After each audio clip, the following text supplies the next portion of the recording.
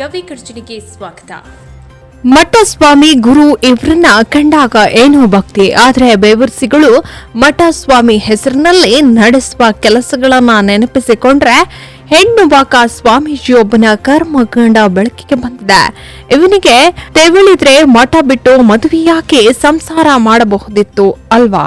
ರಾಯಬಾಗ ತಾಲೂಕಿನ ಮೇಕಲಿ ರಾಮ ಮಠದ ಲೋಕೇಶ್ವರ ಸ್ವಾಮಿ ಎಂಬ ಹೆಣ್ಣು ಬಾಕನ ಕತೆ.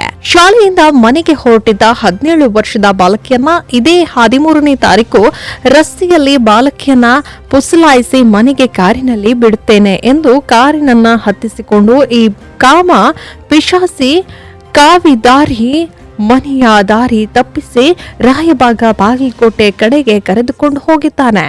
ನಂತರ ಬಾಗಲಕೋಟೆಯ ಲಾಡ್ಜ್ ರೂಮ್ನಲ್ಲಿ ಮಾಡಿಕೊಂಡು ಅಪ್ರಾಪ್ತ ಬಾಲಕಿಯನ್ನ ಒತ್ತಾಯವಾಗಿ ತನ್ನ ಕಾಮ ದೃಷ್ಟಿಗೆ ಸತತವಾಗಿ ಬಳಸಿಕೊಂಡು ನಂತರ 16ನೇ ತಾರೀಕು ಸಮೀಪದ ಮಹಲಿಂಗಪುರ ಬಸ್ ನಿಲ್ದಾಣದ ಬಳಿ ಬಿಟ್ಟು ಹೋಗಿದ್ದಾನೆ. ಹೋಗುವಾಗ ಈ ಕಾಮಿ ಸ್ವಾಮಿ ಬಾಲಕಿಯ ವಿಷಯ ಬೇರೆ ಯಾರಿಗಾದ್ರೂ ತಿಳಿಸಿದ್ರೆ ನಿನಗೊಂದು ಗತಿ ಕಾಣಿಸುತ್ತೇನೆ ಎಂದು ಎಚ್ಚರಿಕೆಯನ್ನ ಕೂಡ ನೀಡಿದ್ದಾನೆ. ಏ ಮೂರ್ಖ, ನೀನು ಈಗಾಗಲೇ ಗತಿ ಕಾಣಿಸ್ತೀಯಾ? ಇದ್ದಕ್ಕಿದ್ದ ಮತ್ತೇನು ಮಾಡಲು ಸಾಧ್ಯ? ನಿನ್ನಂಥವರಿಂದ ಧರ್ಮ ಸಂಸ್ಕೃತಿಯ ಗೌರವಿಸುವವರಿಗೆ ಮತ್ತೊಂದು ಕಡೆ ನೋವಾಗಿದೆ.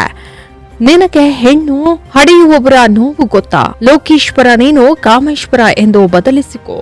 ಇಂತಹ ಸ್ವಾಮಿಗಳಿಂದ ಧರ್ಮಕ್ಕೆ ಅಪಮಾನ. ಇವರಿಗೆ ಯಾವ ಶಿಕ್ಷೆ ನೀಡಿದ್ರೂ ಅದು ಕಡಿಮೆಯೇ. ಈಗಾಗಲೇ ಈ ಲೋಕೇಶ್ ಪೊಲೀಸರ ಅತಿಥಿಯಾಗಿದ್ದಾನೆ. ಆದರೆ ಆತನಿಂದ ಅತ್ಯಾಚಾರಕ್ಕೆ ಒಳಗಾದ ಬಾಲಕಿಯ ನೋವು ಯಾರಿಗೆ ಹೇಳೋದು? ಸಮಾಜ ತಲೆ ತಗ್ಗಿಸುವಂತ ಕೆಲಸ ಮಾಡಿದ ಲೋಕೇಶ್ಗೆ ಏನು ಮಾಡಬೇಕು?